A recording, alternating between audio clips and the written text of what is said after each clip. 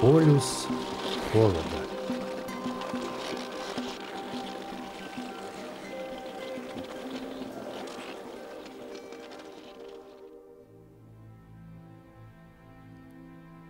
На северо-востоке Азии, со всех сторон окруженная горами, находится Аймиконская котловина. Это полюс холода, где зимой трещат лютые морозы, способные, кажется, убить все живое. Однако в долине испокон веков живут люди. Меняется время, власть, их быт. Единственной неизменной реальностью остается холод. К нему трудно привыкнуть, но с ним невозможно не считаться. Здесь он главный закон, установленный природой.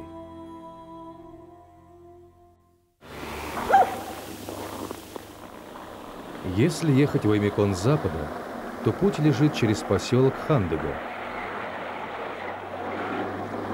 От него, прямо от берега реки Алдан, начинается Колымская трасса. Печально известная дорога золота, построенная лопатой и кайлом. Вдоль нее и сейчас встречаются заброшенные лагерные постройки и полуразрушенные мосты. По ним не ездят с тех пор, как отгрохотали свой век полуторки, и на смену им пришли более тяжелые машины. А мосты стоят в память о строителях Дальстроя, многие из которых закопаны в эту землю.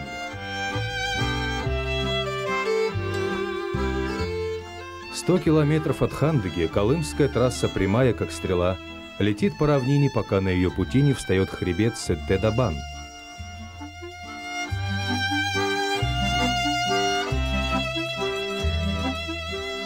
Отсюда и уже до самого Магадана дорога вьется в горах, прорезая вслед за Сетте-Дабан хребет Сунтар-Хаята, Аймиконское Нагорье и хребет Черского.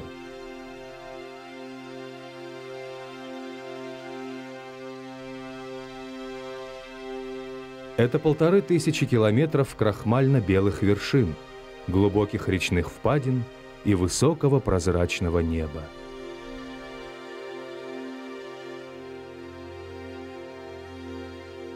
Колымская трасса – красивая дорога, но и очень опасная.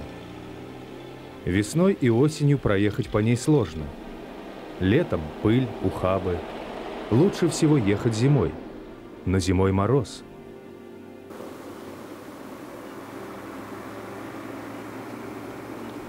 Заглохший мотор может стоить жизни. Машин на дороге мало, помощи просить не у кого. Масло в двигателе застывает быстро, нужно его отогревать.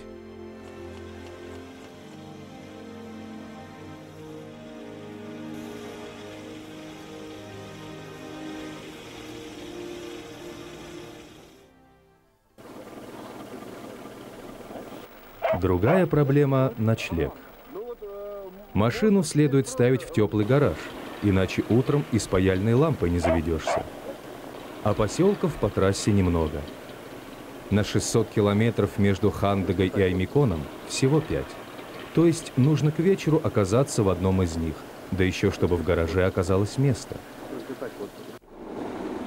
Для больших машин места нет, поэтому их просто не выключают. Двигатели работают столько, сколько длится зима.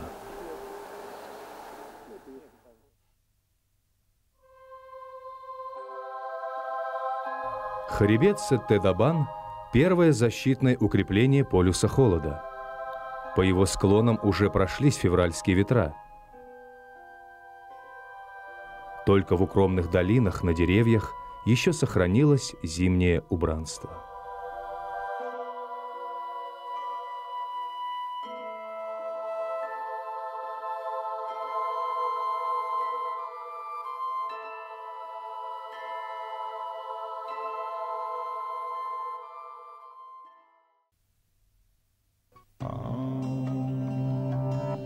За вторым рубежом, горами Сунтар-Хаита, уже чувствуется дыхание настоящего холода.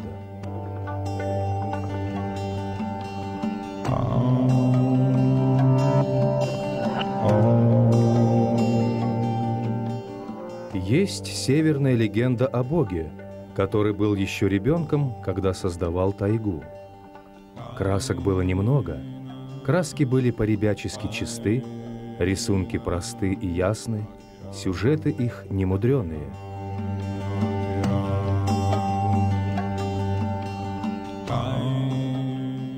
После Бог вырос, стал взрослым, научился вырезать причудливые узоры листвы, выдумал множество разноцветных птиц. Детский мир надоел Богу, и он закидал снегом таежное свое творение и ушел на юг навсегда.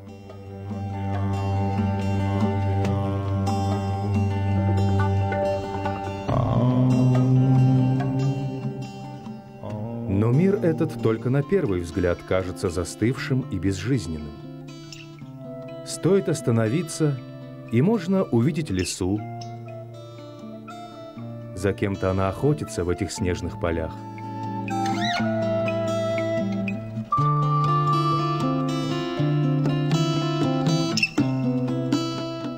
Высоко на вершинах живут горные бараны.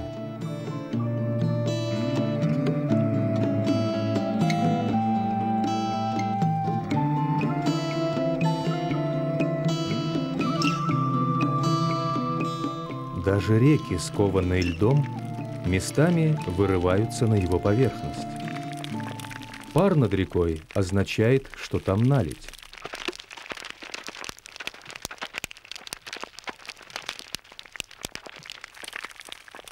Вода сквозь трещины во льду пробивается наверх. На морозе она становится вязкой, как растопленный воск.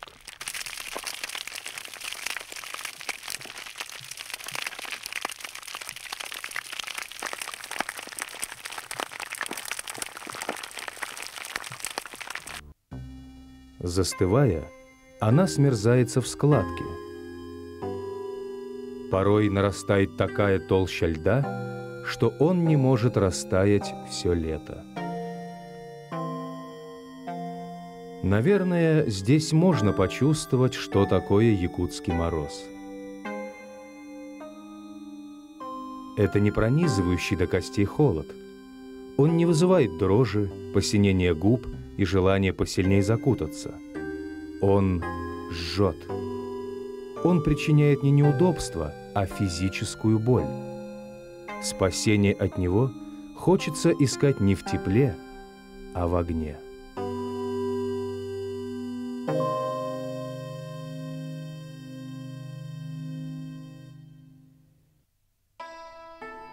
В Аймиконской котловине Колымская трасса теряет часть своей единоличной власти. Нет, она по-прежнему остается главной дорогой, но горизонт расширяется. Мир долины многообразен и не подчиняется ее прямолинейному движению.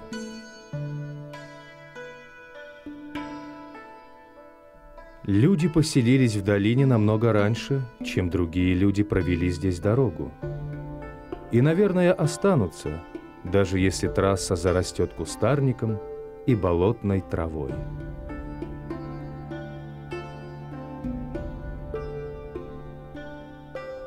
В XVIII веке русские люди прозвали долину Амиконь, на свой лад изменив незнакомое название. И не случайно, ведь уже тогда славились эти края своими конями. Якутская лошадь – удивительное создание Северной Азии. Можно ехать по дороге в сотни километрах от жилья и увидеть мирно пасущихся лошадей. В самые лютые морозы, днем, ночью, лошади под открытым небом. Тепло им противопоказано. Если же ребенка подержать в конюшне, он заболеет воспалением легких и погибнет. Они полудикие, живут табунками, во главе которых стоят мощные жеребцы. Им не запасают сена. Они, как олени, копытят снег в поисках прошлогодней травы. Как и оленей, их только перегоняют на зимние и летние пастбища. Они неприхотливы, живут до 30 лет. Благодаря якутским лошадям совершены все географические открытия в этой части материка. Все путешественники от Беринга до Обручева отправлялись в свои экспедиции на них. В чистом виде якутская лошадь осталась только в Оymяконской долине. На западе, ближе к Якутску, в основном помеси. Здесь порода сохранилась благодаря морозам. Помесные кони просто бы не выжили. Настоящая якутская лошадь светлого цвета. Жеребята рождаются и темней, но к 2-3 годам жизни седеют в тон преобладающего цвета долины.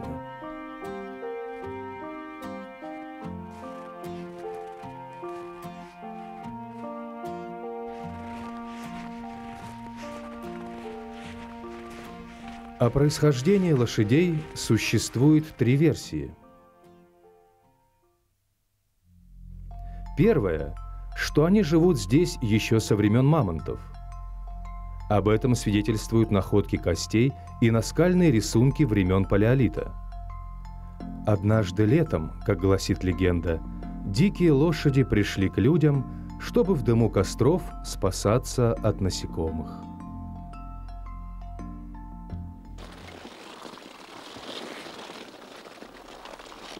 Вторая версия. Они появились здесь вместе с якутами и обросли шерстью, приспосабливаясь к местному климату. Якуты – тюрки, их родина – Прибайкалье. Они пришли на север относительно недавно, 8-10 веков назад. Возможно, их переселение связано с походами Чингисхана, ведь монголы воевали против татар. Получается, что эти лошади – потомки тех степных коней, некогда обошедших полмира. Третья версия объединяет 2 первых. Эти лошади – помесь местных и тех, что пришли с якутами. В любом случае, у них мощные гены.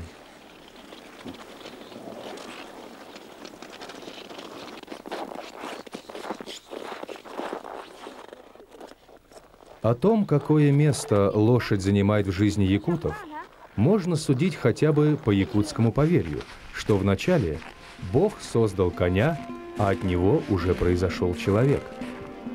Русские называли якутов конным народом. Коневодством здесь из поколения в поколение занимаются несколько семей. Владельцы этих лошадей – семья Винокуровых. Отец Семен Львович и его сын Догуйдан, богатырь по-якутски. На ферме проходит его взросление.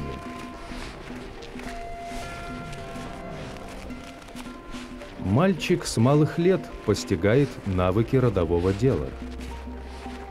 Наступит время, когда он станет хозяином десятка табунов. Пока же каждая поездка на ферму приносит ни с чем не сравнимое ощущение свободы и полета. Так жили его предки, так подсказано самим пейзажем долины холода.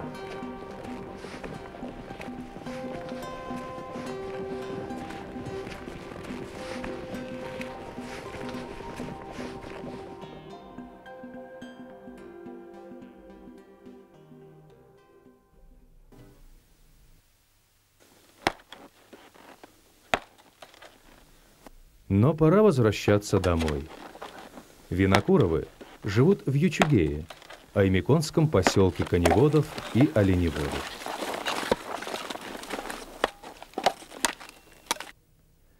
Необычная, на наш взгляд, но типичная для севера, хозяйственная работа – заготовка льда.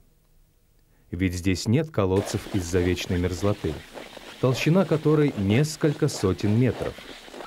Поэтому на реке или на озере бензопилами нарезают лед.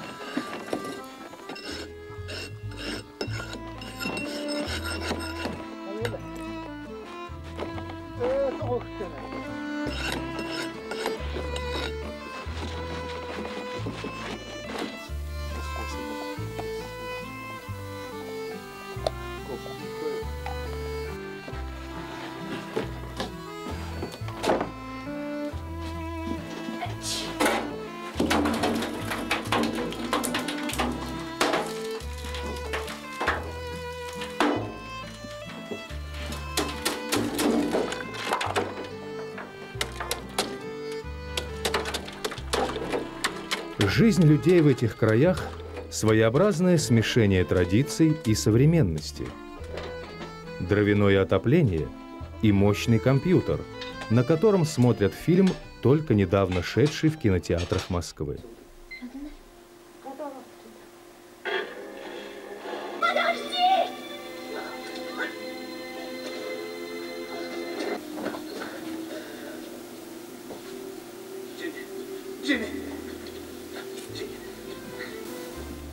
А хлеб пекут, как пекли веками, только в современной печке.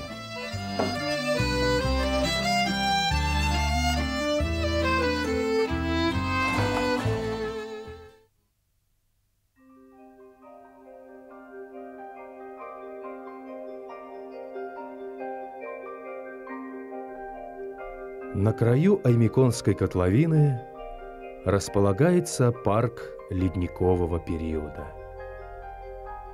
Белые шубы на деревьях – это не снег, а иней.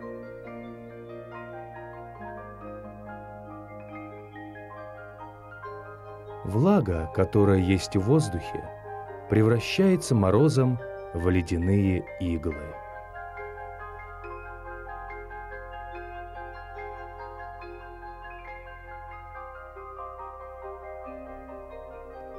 Снежные бугорки превращаются в полярные кактусы.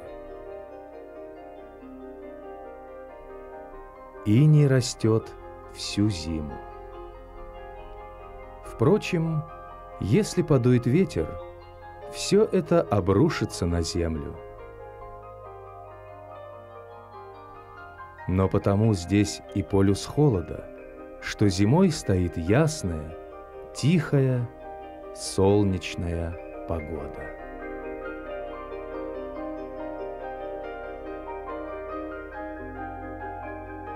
В горах теплей, чем в самой котловине. Причем разница может составлять 15, а то и 20 градусов.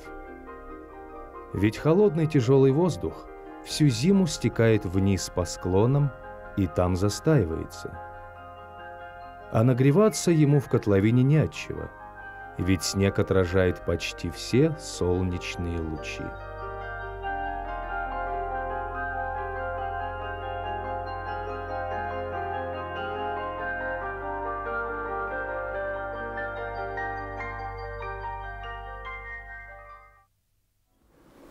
Там, где Колымская трасса спускается в долину реки Индигирки, находится поселок Тамтор. Отсюда до Аймикона 30 километров. Для Сибири это не расстояние. Раньше поселки эти считались единым целым.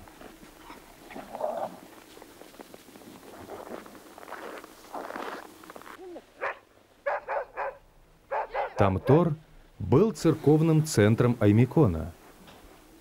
Когда-то здесь стоял православный храм. В Тамторе в 1926 году жила экспедиция Сергея Васильевича Обручева. Им была отмечена минимальная температура для этих мест, позволившая Аймикону назваться полюсом холода.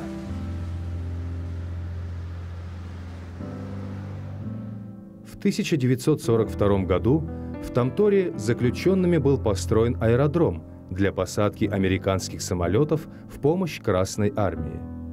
При аэродроме построили метеостанцию. Отсюда ведется наблюдение за морозом.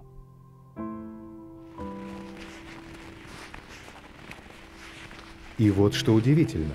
Хотя в последнее время на всей Земле, да и здесь тоже, идет потепление климата, оно не отражается на минимальных температурах. Абсолютный минимум за последние несколько десятков лет был отмечен не так давно, в 2002 году, минус 64,5 градуса.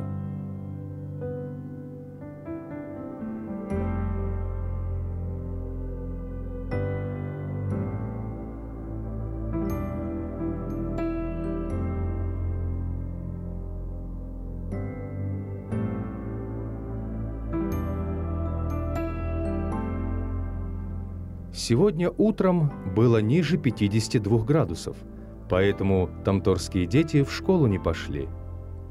Но такой холод не освобождает, а скорее, напротив, стимулирует работу лесорубов. Отопление – одна из главных проблем северных поселков.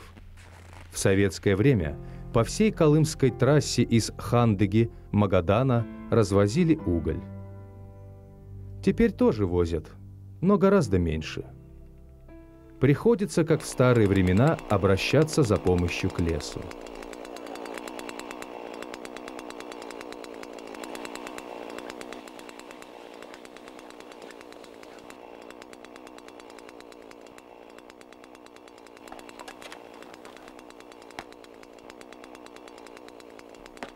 Спокойная жизнь этого леса, пришедшаяся на времена угольного благополучия, закончилась. Он состоит из лиственниц. Это единственное дерево, которое здесь растет. И без того не густой, лес катастрофически редеет, давая людям долины возможность выжить.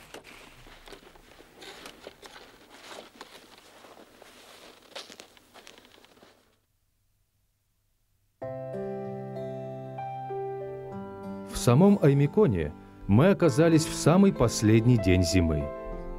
И здесь нас ждала самая низкая температура за время нашего путешествия – минус 55.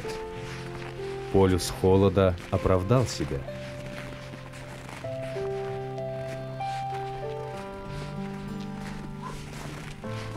Хотя эвенское слово «Аймикон» имеет неожиданный на первый взгляд перевод – «теплый ключ» или «незамерзающее место на реке». Казалось бы, откуда взяться здесь теплым ключам? Но и правда, напротив поселка, на протоке Индигирки, мы обнаружили такое место. Сюда всю зиму ходят на водопой коровы. Они не могут, как якутские лошади, утолять жажду снегом. Да и по виду они обычные русские буренки. И ничего, живут. Хозяева только подвязывают им вымя, чтобы не отморозили.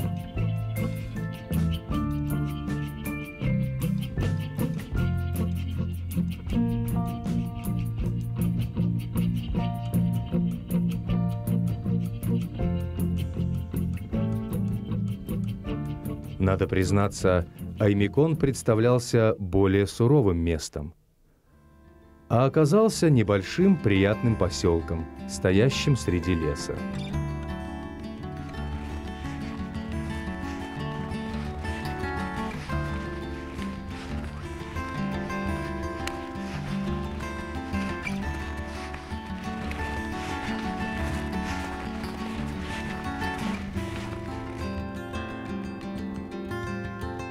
Здесь, на севере, остальную часть России называют материком, очевидно, считая себя жителями острова, что очень точно, учитывая удаленность и труднодоступность этого края. Островитяне всегда чуть бережней относятся друг к другу, чем жители Большой Земли. Тем более здесь, где тепло является великой ценностью, и поэтому должно восполняться теплом человеческого общения, радушием и гостеприимством.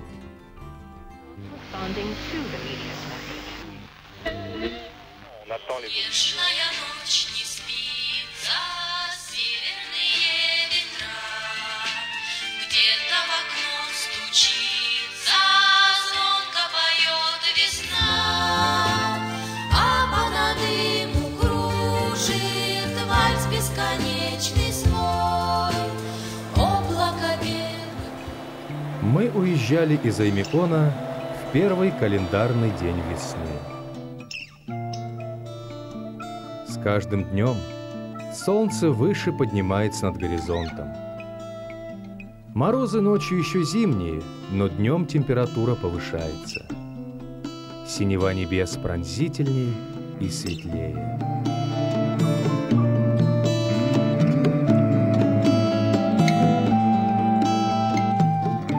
Впрочем, ждать весны еще 2 долгих месяца. И все же невидимый поворот в природе уже произошел.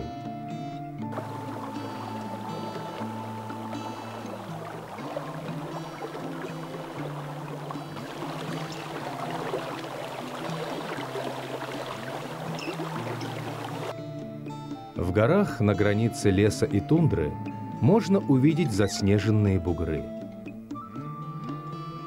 Если раскопать любой из них, там обнаружится дерево. Это кедровый стланник, предсказатель погоды. Осенью, еще до первых морозов, стланник сгибает ствол и ложится на землю. Значит, скоро зима.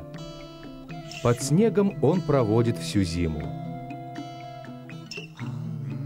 Но когда еще стоят холода и ничто не предвещает об изменении погоды, он вдруг начинает подниматься, стряхивая снег. И через несколько дней действительно приходит весна. Писатель Варлам Шаламов, проведший в колымских лагерях 17 лет, писал, что иногда, когда они, заключенные, разводили костры, стланник обманывался и начинал выпрямляться. Мы попробовали это повторить, но наш костер был мал, стланник мы не провели. Тут нужно гораздо большее терпение и такое желание растопить зиму, которое могли испытывать только смертельно измученные морозом люди. И все же близок срок, когда стланник поднимется сам и оповестит полюс холода о самом долгожданном событии — о приходе тепла.